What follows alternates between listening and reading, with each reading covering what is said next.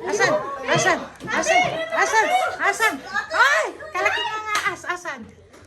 Ay! Taka! Patay dan. Nawalay na? Oo, ito na. Ito po yung aas. Nahuli nila. Hantay itang aas. Tayo kaya kati. Buti nakita mo! Ay, magugat nga. Dapat ako lang kamali. Mamali sa vlog. Yan ka dyan. Ito po yung nahuli nilang ahas.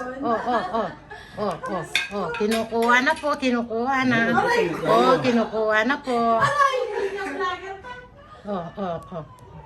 Ayan po, ayan po.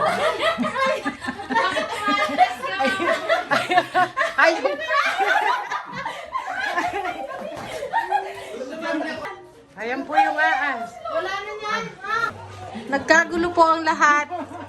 Feel ko sa kwarto na galing. Oh my God. Kasi pagbukas ni Fiona doon ko nakita.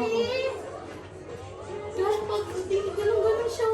Nakasara naman yan, wala namang ano dyan.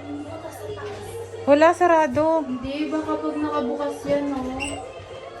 Siyempre, tutuloy yan dyan. Ano siya yun pa? Wala, ano lang yun, tutol. Sure. Ayan po si Mama Mary.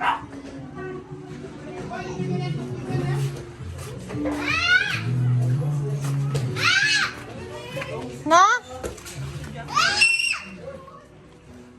Na paano eh?